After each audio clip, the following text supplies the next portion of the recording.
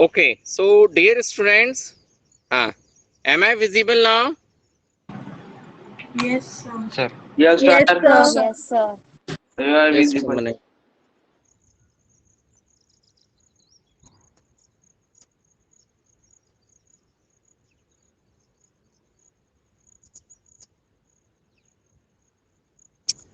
अरे यार,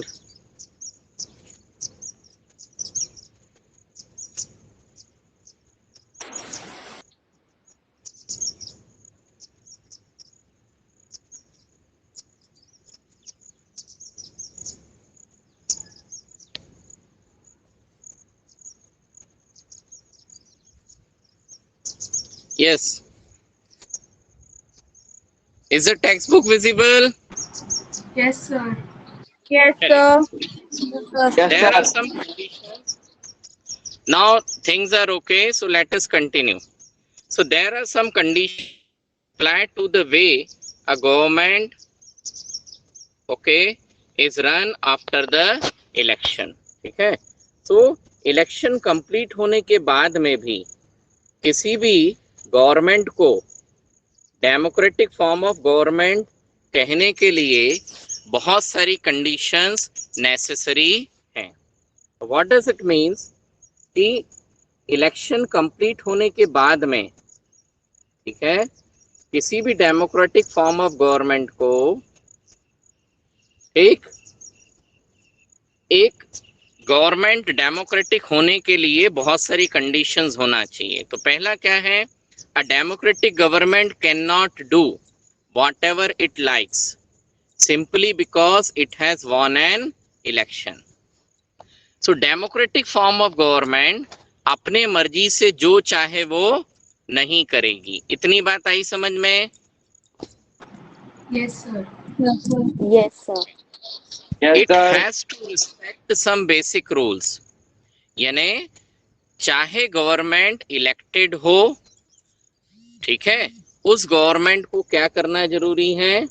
the government must respect some basic rules. यानी सरकार यदि इलेक्टेड भी है तो भी अपनी मन मर्जी से शासन करे ये जरूरी नहीं है.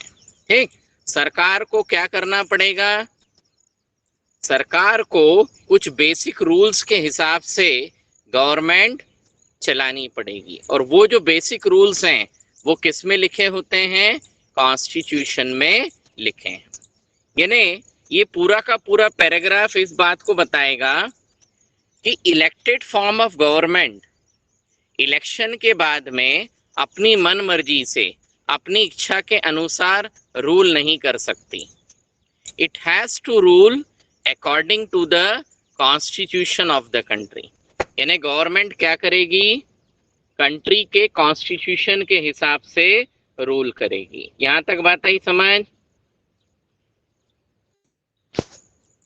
Hello? Yes, sir.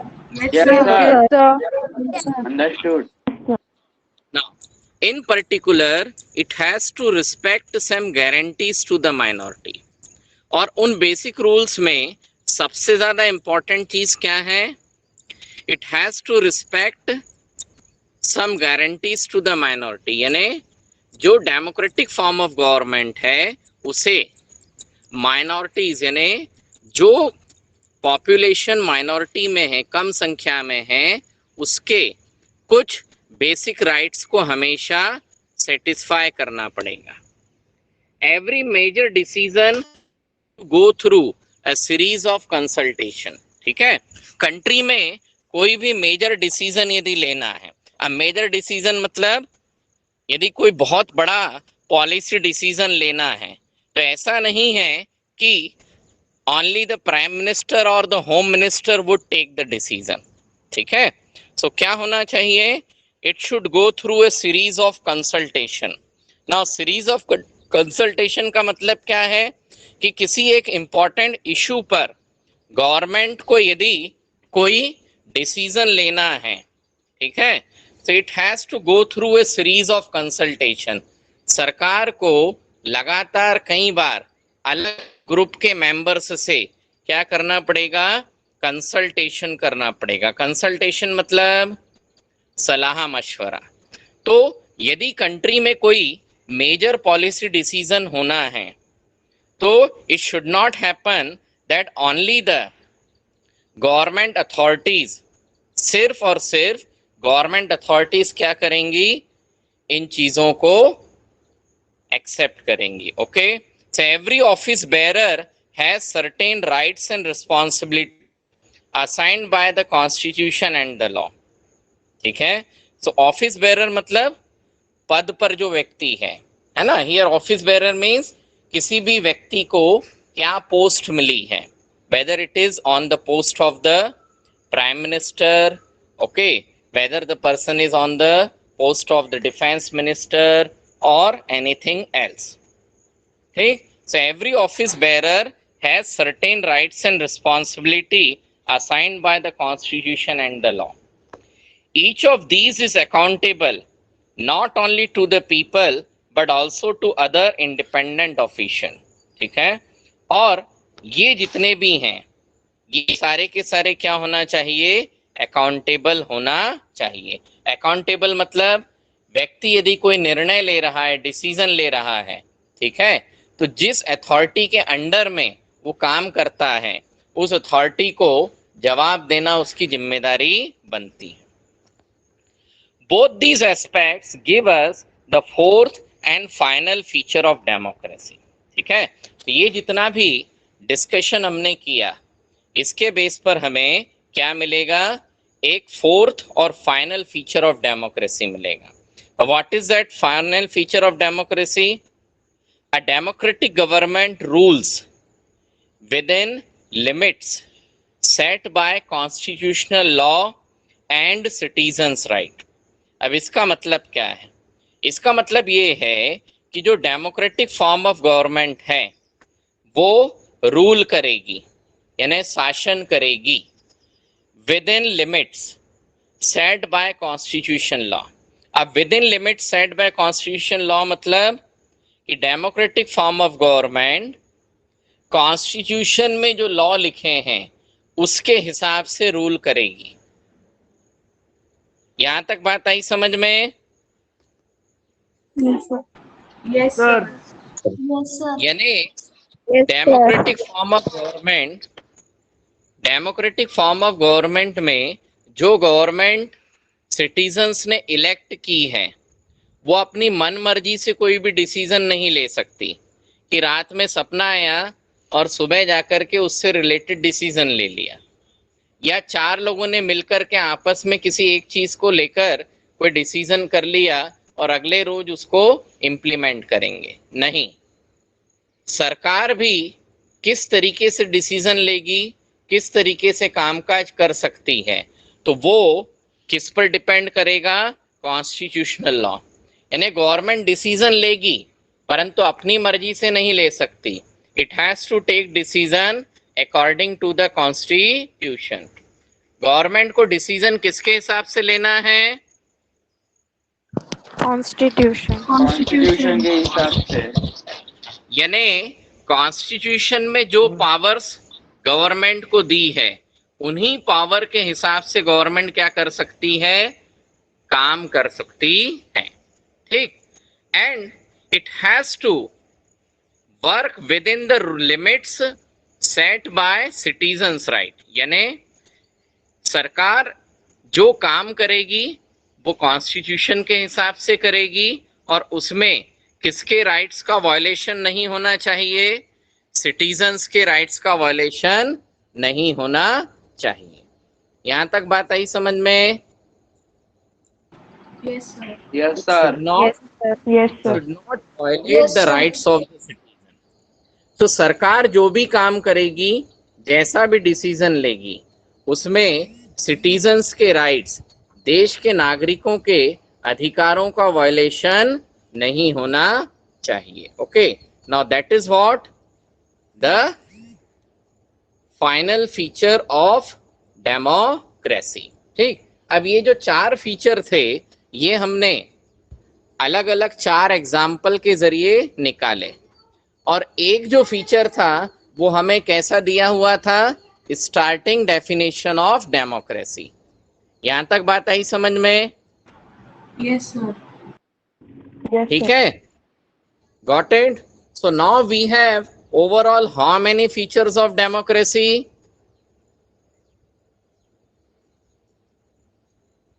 Three. We have Three overall features. how many features? How Three many? features. Three features. Three. features.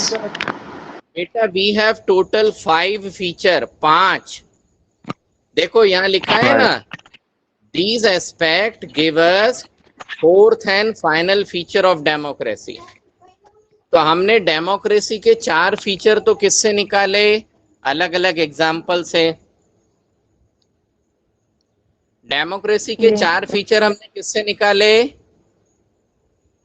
अलग अलग एग्जाम्पल से। और एक जो फीचर था वो हमें कैसा दिया हुआ था? बेसिक डेफिनेशन ऑफ डेमोक्रेसी के रूप में दिया हुआ था। इतनी बात आई समझ में? Yes, sir. Yes sir. Yes, sir. आप बताओ कि टोटल हमारे पास डेमोक्रेसी के कितने फीचर हो गए? 5 features. 5 Features. 5 फीचर। Five. इतनी बात आई समझ में? 5 features. Yes sir. Now, so summary definition है ना, अब उन्हीं चीजों को हम एक बार क्या कर रहे हैं? समराइज कर रहे हैं।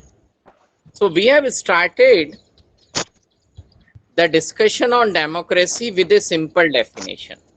So this simple definition could be considered as a first feature of democracy. ठीक है, हमने इस चैप्टर के डिस्कशन की शुरुआत इस डेफिनेशन से करी थी। क्या है definition? Democracy is a form of government in which the rulers are elected by the people. ठीक है, ये हमारा स्टार्टिंग डेफिनेशन था। इतनी बात आई समझ में? Yes, sir. Now, we found that this definition was not adequate unless we explained some of the keywords used in it. फिर हमने देखा था कि इस पूरी डेफिनेशन में जो डिफरेंट कीवर्ड्स हैं उनको एक एक करके हमने अलग अलग एग्जाम्पल्स में चेक किया, and through a series of example we worked out 4 features of democracy as a form of government. ठीक है, ये हमने फिर अलग अलग एग्जाम्पल के जरिए 4 फीचर फाइंड आउट किए थे। Is it sir. clear? Yes, sir. Yes, sir. Yes, sir. Now, तो वो जो Yes, sir. 4 फीचर्स हैं वो चारों फीचर को और सिंपल लैंग्वेज में यदि कन्वर्ट करें तो now what is a comprehensive definition of democracy? Democracy की कॉम्प्रिहेंसिव डेफिनेशन, कंप्लीट डेफिनेशन क्या हुई? ठीक है, तो पहली डेफिनेशन, पहला फीचर क्या होगा? Democracy is a form of government in which the rulers are elected by the people. So this should be considered as a first feature of democracy. ठीक है, अब बाकी sir. के एग्जाम्पल्स के जरिए हमने फिर एक एक करके बाकी के फीचर्स निकाले थे। तो what should be the second feature? Second feature क्या होगा? Rulers elected by the people take all the major decision. तो सेकंड फीचर हमारा क्या बन गया? Rulers elected by the people must take all the major decision, यानी country में final decision making power किसके हाथ में होगी? रूलर्स के हाथ में होगी। यहां तक बात आई समझ में? And who are the rulers? Elected by the people. यानी डेमोक्रेटिक फॉर्म ऑफ गवर्नमेंट में डिसीजन मेकिंग पावर उन लोगों के हाथ में होना चाहिए जिन्हें पीपल ने, मतलब जनता ने इलेक्ट किया। Then the third feature is elections offer a choice and fair opportunity to the people to change the current ruler. ठीक है, यानी ये किससे रिलेटेड है? Free and fair election. तो इलेक्शन ऑफर ए चॉइस मतलब फ्री इलेक्शंस होंगे, fair opportunity मतलब फेयर इलेक्शन होंगे। तो जब फ्री एंड फेयर इलेक्शन होंगे तो इलेक्शन ईमानदारी से होंगे, इसलिए जनता अपनी मर्जी से रूलर को चुन भी सकती है, नहीं भी चुन सकती है। नहीं चुनेगी मतलब people can change the current ruler. Then this choice and opportunity is available to all the people on an equal basis. अब choice is available to all the people on an equal basis यानी ये feature किससे related है? This is related to one person, one vote, one value. यहां तक बात आई समझ में? Yes, sir. Yes, sir. Yes, sir. Yes, sir. What is the last feature? The exercise of this choice leads Yes, to sir. a government limited by basic rules of the constitution and citizen right.